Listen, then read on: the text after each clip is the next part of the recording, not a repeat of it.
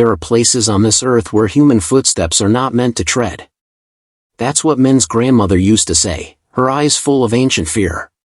But Min, a 29-year-old travel vlogger from Hanoi, never believed in such things.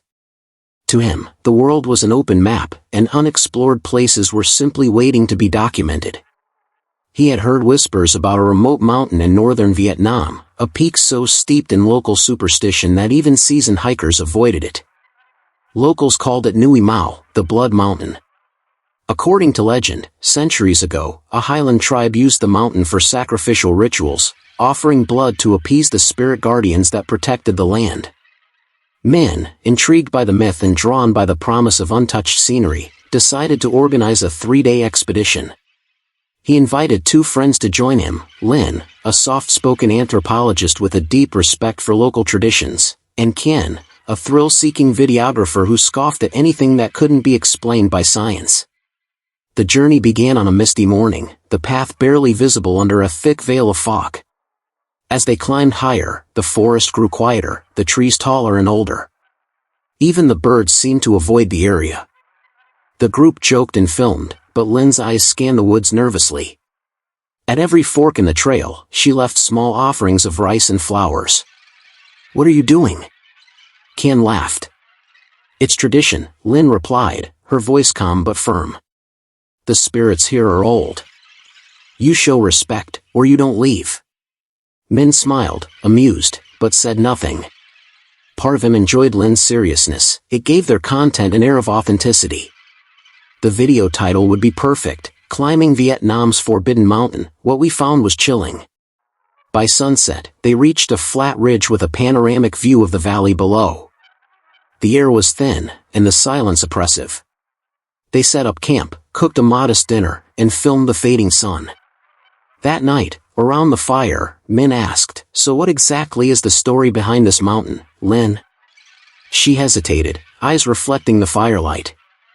"They say there was once a village here. The tribe believed the mountain was alive, that it demanded balance.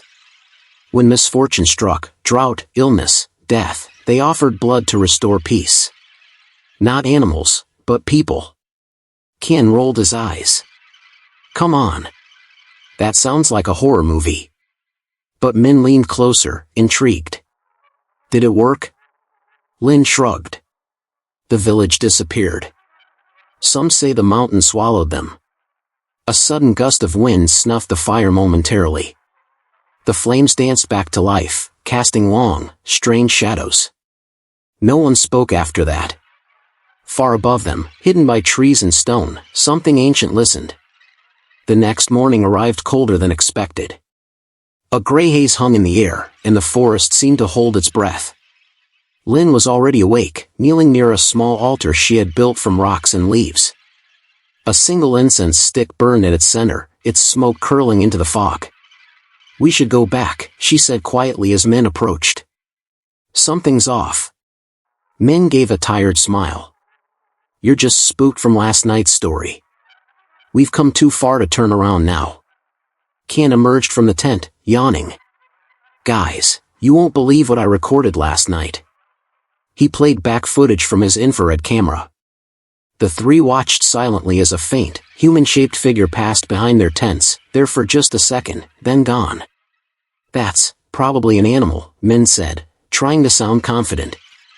Linh wasn't convinced. "No animal walks like that." It was standing upright. The atmosphere grew tense. They packed quickly and continued upward, the trail winding deeper into the mountain's untouched heart.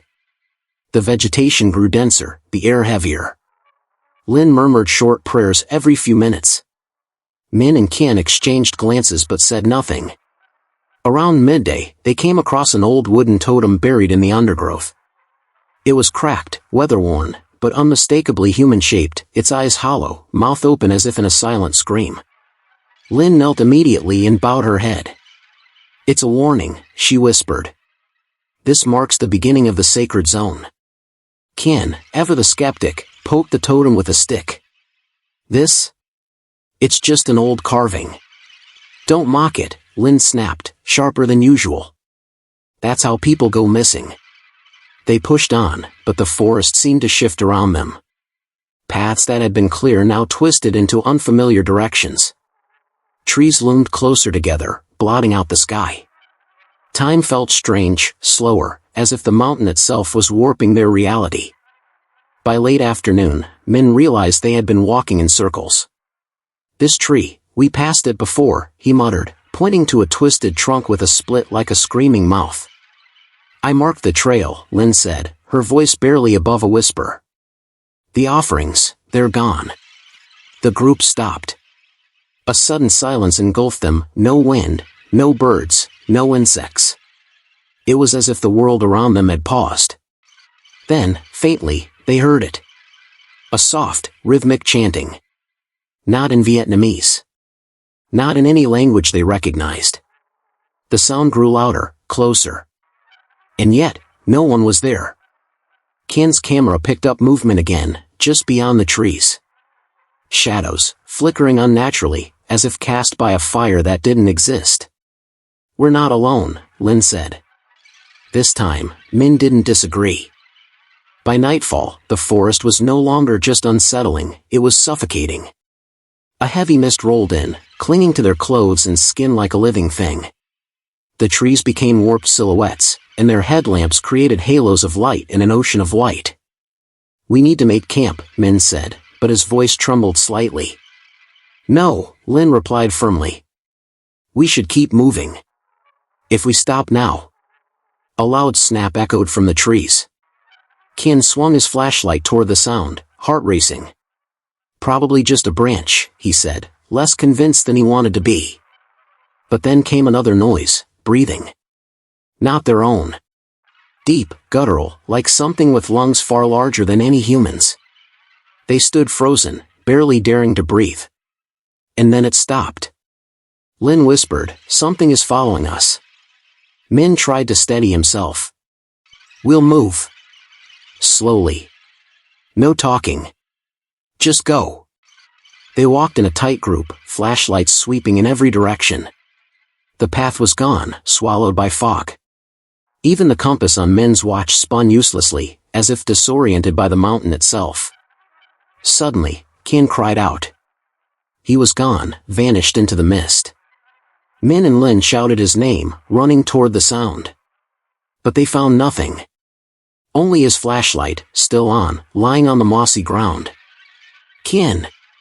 Min shouted again, his voice echoing oddly, like it was being thrown back by a mouth much larger than the forest. Lin grabbed Min's arm. "We can't stay here. He's gone. We can't leave him." "We don't have a choice," she said. Her voice trembled. "The longer we stay, the more it knows us." They stumbled blindly through the fog, calling Kien's name less and less. Soon, even their own footsteps sounded foreign. At one point, Min turned around, Lin was gone. Panic surged. He screamed for her. Silence answered. Then, a voice. Soft. Familiar. "Man, help me." It was Lin. But it wasn't coming from ahead.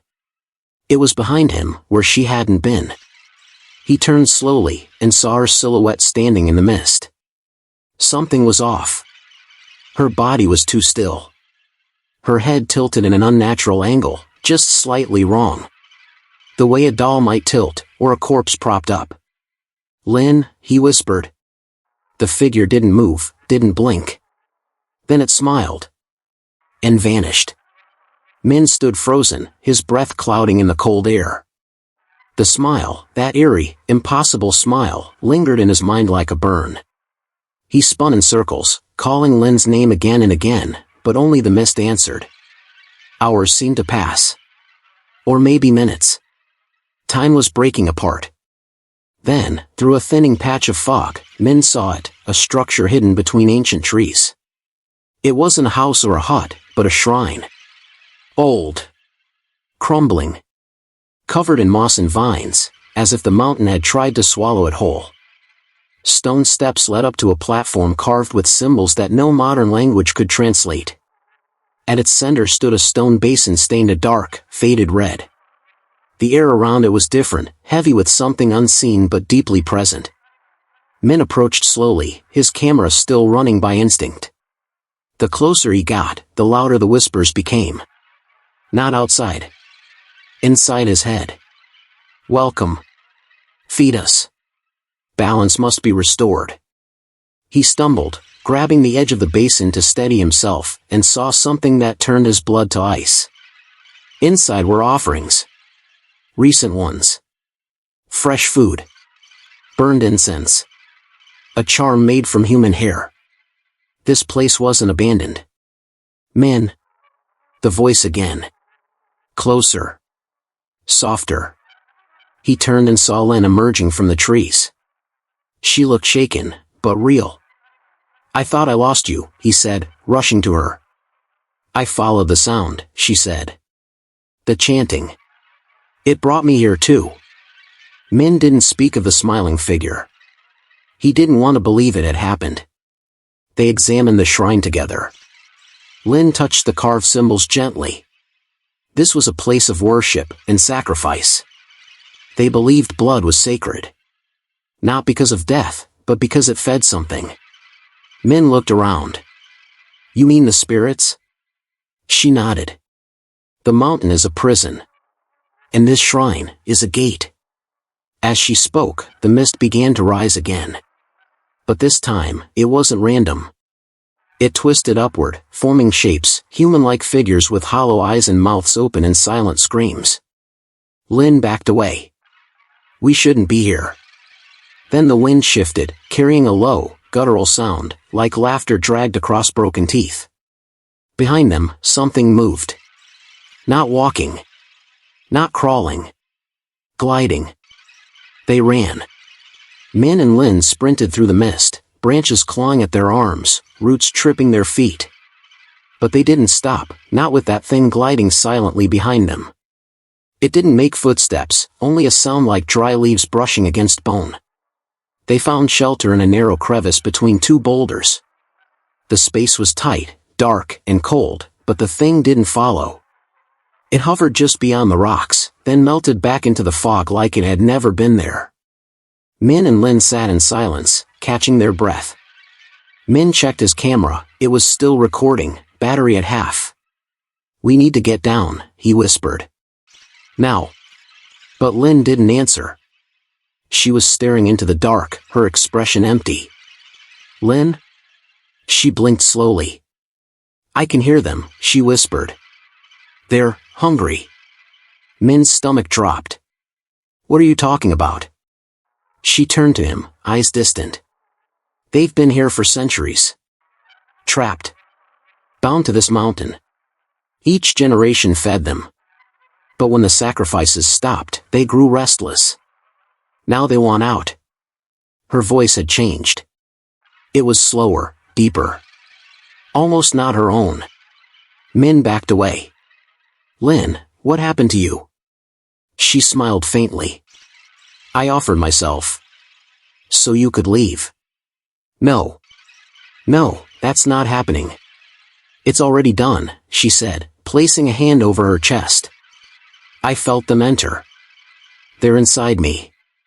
Min stared at her, unsure if she was serious or delirious. But then she doubled over, convulsing. Her body twisted, her breath came in shallow gasps, and a horrible, wet crack sounded from her spine. He reached out instinctively, but her head snapped up, and her eyes were black. Not just the pupils, everything. A voice, not Lin's, came from her mouth. The gate opens. Balance returns. Min stumbled back, heart pounding. No. I'm not leaving you here. But the creature wearing Lin's body laughed, a sound that echoed like 1,000 broken voices layered on top of each other.